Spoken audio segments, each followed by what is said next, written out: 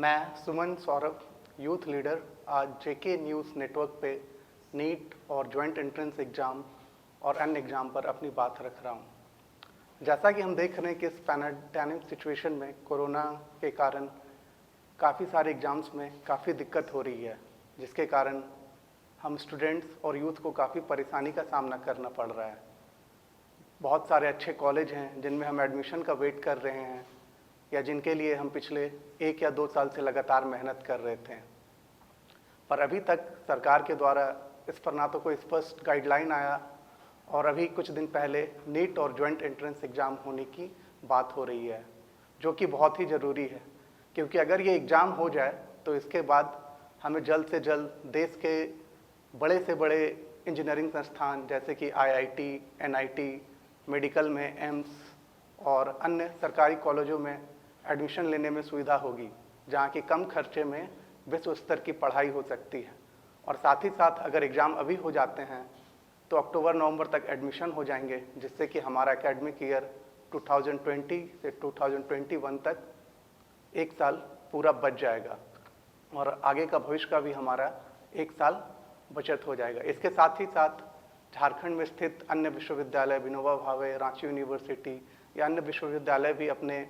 BA final semester 6 के या MA, MSc, MCOM semester 6 के अगर एग्ज़ाम ले लें तो वैसे युवाओं को बहुत ही सहायता हो जाएगी और वो अपनी आगे की पढ़ाई कंटिन्यू रख सकते हैं। तो इस पर मेरा पर्सनल ओपिनियन है कि एग्ज़ाम्स होने चाहिए और जल्द से जल्द होने चाहिए और एडमिशन की प्रक्रिया जल्द से जल्द शुरू की जाए, ताकि दिसंबर जनवरी तक लोग सेमेस्टर 1 और अगले साल सेमेस्टर 2 दे करके 2020 से 2021 का एकेडमिक ईयर बचा सकें। तो अभी जैसे बहुत सारे युवाओं से बातचीत हुई थी इस मुद्दे पर, तो उन्होंने बहुत सारे लोगों ने बोला कि हम रांची कैसे आएंगे या अन्य शहरों पर इस तरह की प्रतियोगी परीक्षाओं के लिए कैसे जाएंगे। तो ऐसे मुद्दे पर सरकार से आग्रह होगा कि जिस तरह उन्होंने मजदूरों को घर ले जाने के लिए बस की व्यवस्था की थी, उस तरह की व्यवस्था विद्यार्थियों के लिए, युवाओं के लिए करे। साथ ही साथ उनके रहने और खाने की व्यवस्था 1 या 2 दिन जो भी हो उसके लिए करे। साथ ही साथ एक स्पष्ट गाइडलाइन दे कि ऐसे कोरोना सिचुएशन में वो कैसे अपना बचाव करते हुए इन प्रतियोगी परीक्षाओं में भाग ले सकें। इस मुद्दे पर बहुत सारे राज्यों में, लगभग 9 राज्यों में लोग विरोध कर रहे हैं। वहाँ के मुख्यमंत्री के द्वारा विरोध दर्ज कराया गया। उनका कहना है कि ऐसे सिचुएशन में एग्ज़ाम कैसे लिया जाए, कौन, अगर इस तरह में महामारी और फैलेगी तो इसके लिए जिम्मेदार कौन होगा, बच्चे कैसे आएंगे, कैसे लिखेंगे, ग्लव्स पहन के कैसे एग्ज़ाम देंगे। तो अगर विरोध हो रहा है तो ऐसे विरोध पर यह सरकार का दायित्व बनता है कि इन समस्याओं को समाधान करे।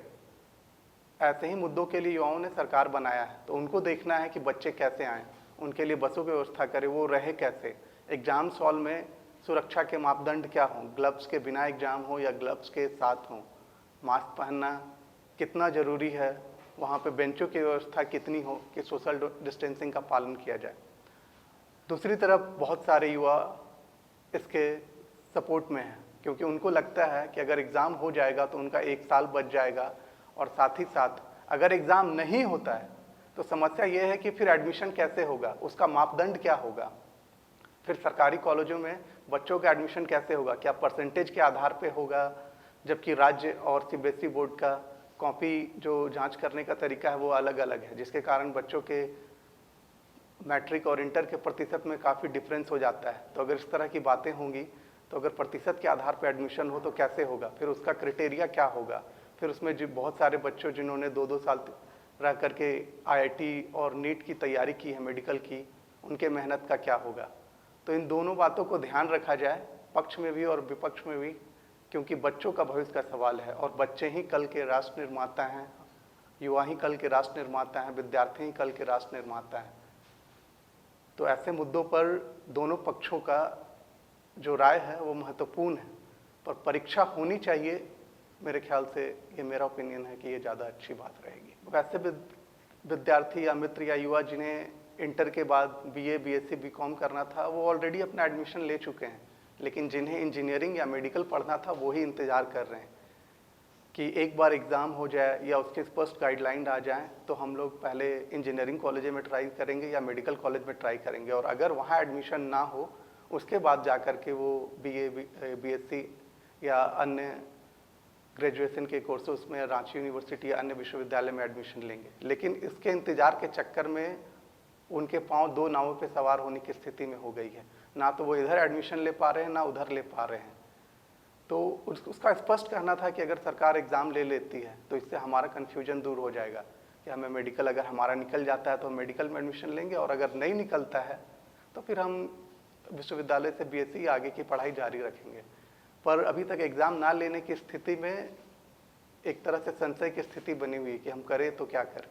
जिसके कारण अपना भविष्य उनको अंधकार में और उलझन भरा हुआ दिख रहा है।